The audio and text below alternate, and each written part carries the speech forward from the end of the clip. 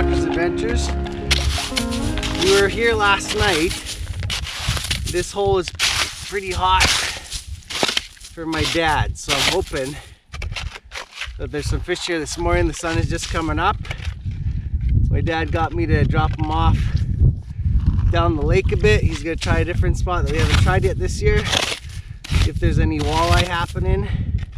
Sometimes early in the morning like this, you hook a walleye or you get some perch. So we're gonna try and see what we get here. What I'm gonna do is, since the fish come around with me jigging, I'm gonna put the jaw jacker right beside me, and then that way the fish will be attracted, you know, to me jigging. If they want a more subtle presentation, they can just take the dead stick. So this is basically a dead stick. We'll put on new shrimp and we'll get down there, set my regular rod up, and we'll get fishing. Okay,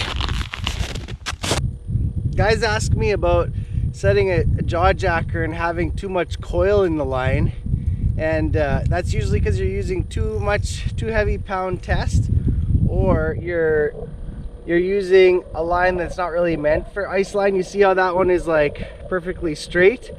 Also using a tungsten jig, which has a really heavy density, or you know, a high density, will really pull that line straight even though you're using a little tiny lure.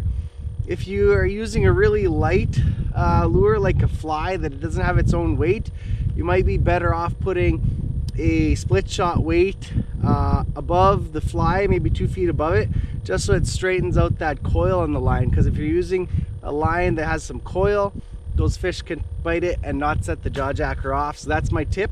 I also use, you know, for perch, trout, 4 to 6 pound test is usually enough. If you want to use a heavier line for walleye, pike, I usually go up to about 8 pound test, and then use a heavier leader like fluorocarbon, 15 to 20 pound, just a couple feet. But usually all you need to land those fish, 8 to 10 pound tests in the wintertime, that's usually good enough. I rarely go up to 12 pound tests, it's not usually needed. Oh yeah, good bite there.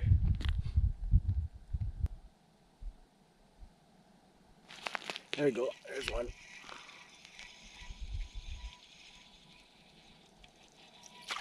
Ooh, that's a nice one. That one just came and spanked it. Look how he inhaled that whole treble hook with the shrimp. Look at that beautiful perch. It's an 8-inch hole, so that's like, I don't know, 9, 10, almost 11-inch perch. Goodbye. There we go, another one. They're biting really lightly, like they just grab it and hold it in their mouth. Little guys, but there are some bigger ones down there.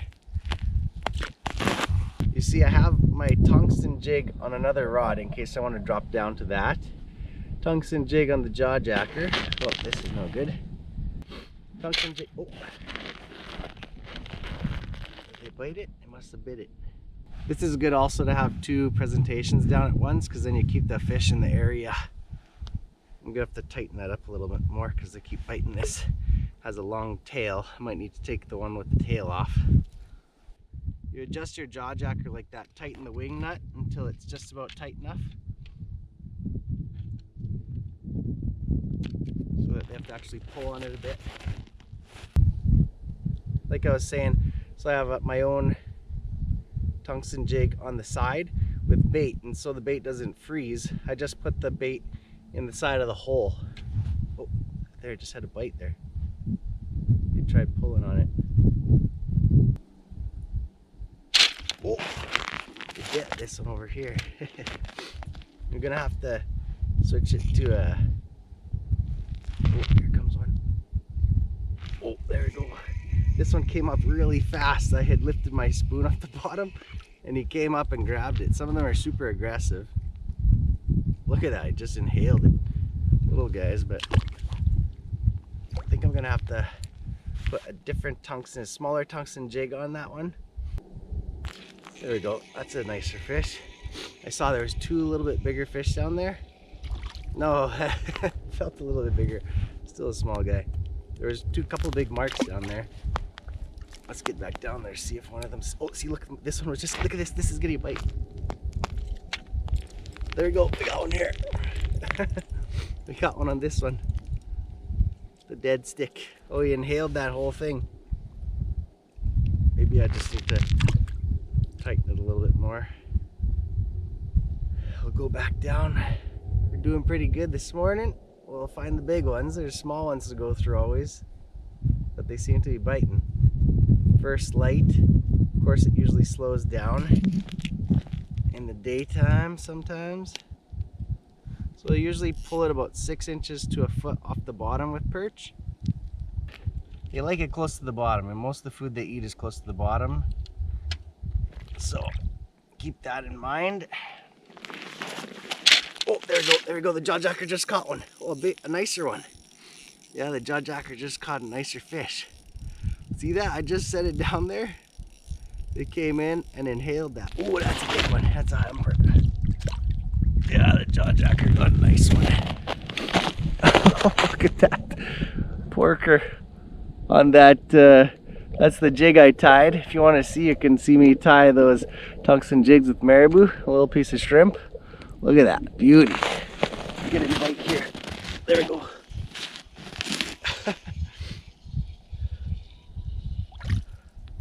Look at this crazy action. There's tons of fish down there right now. Look at that beauty. Oh, we got one here. There we go.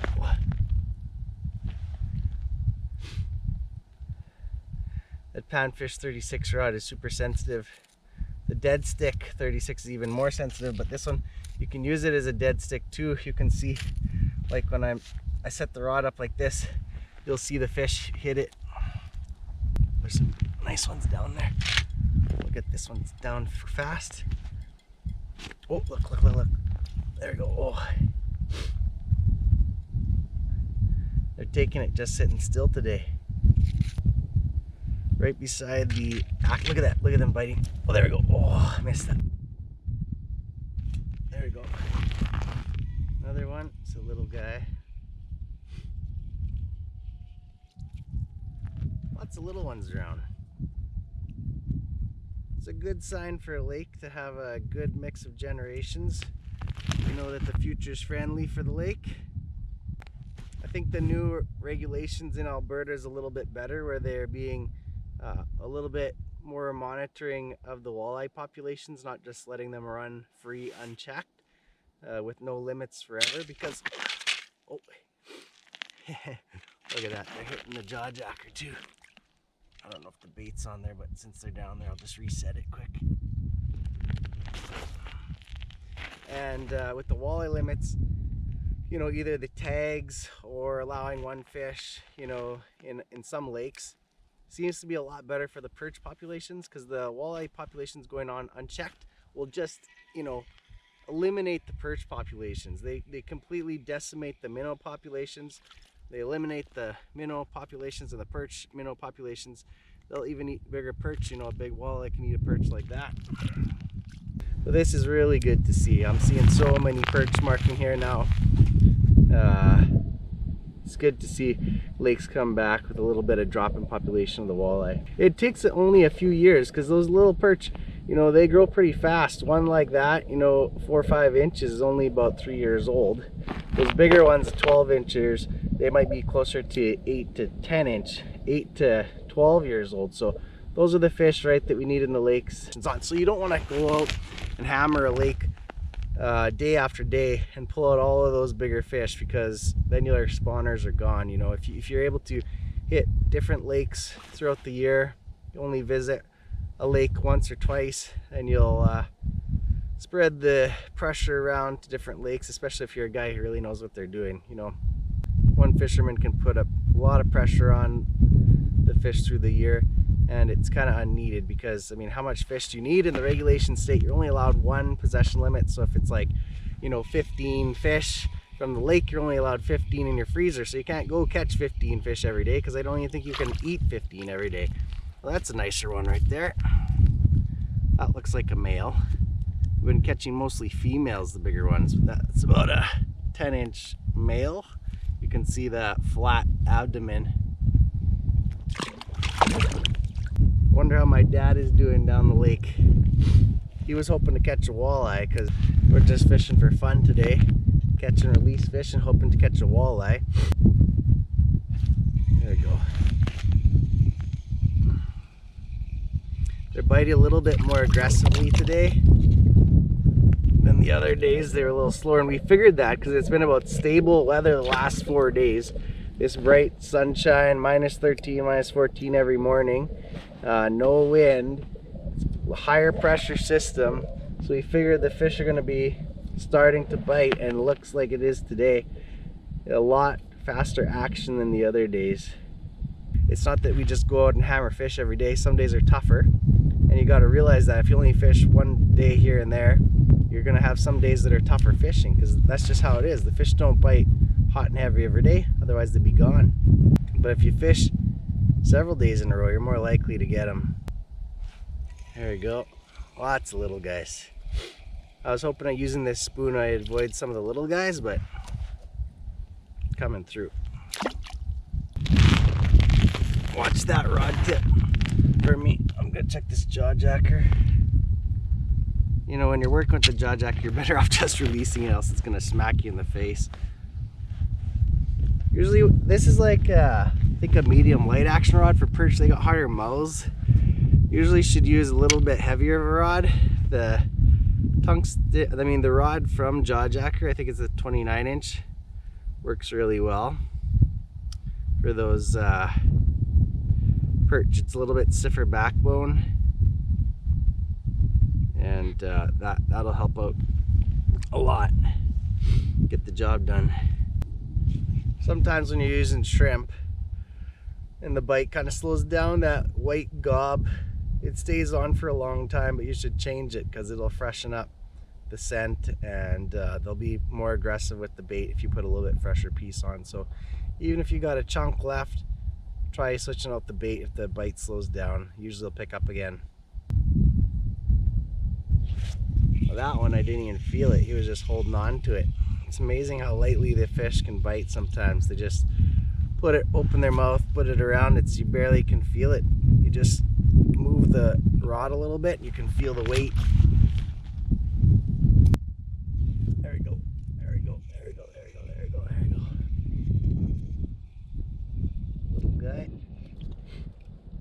Oh wow, there's a lot of this age class. This one's probably about, like, I don't know, 3-4 years old. 3 years old probably. Oh, it's getting bite. Oh, there we go. Oh, little guy.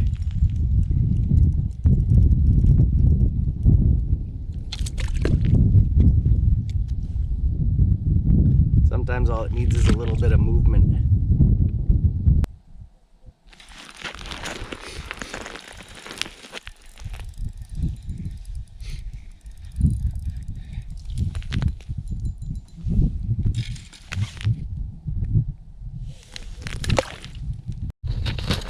Jacker just got one. Jaw Jacker just got a good one, I think. Yeah, Jaw Jacker just popped when I was restarting the camera. Feels like a good one. Yeah. Oh yeah, that's a good one. Jaw Jacker's getting all the big ones today. Look at that. Woo. Look at that. On that tungsten jig. Beauty. Oh. Look at that. Beautiful fish.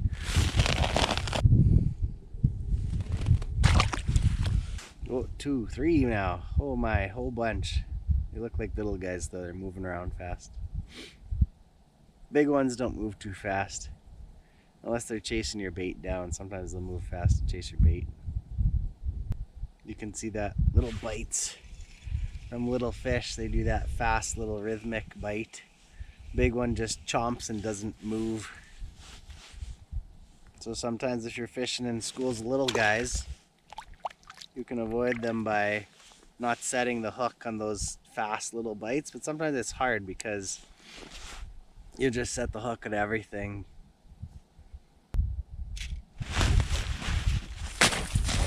jaw-jacker got one. The jaw-jacker got a good one right there. Ooh, look at that, jaw-jacker's got one.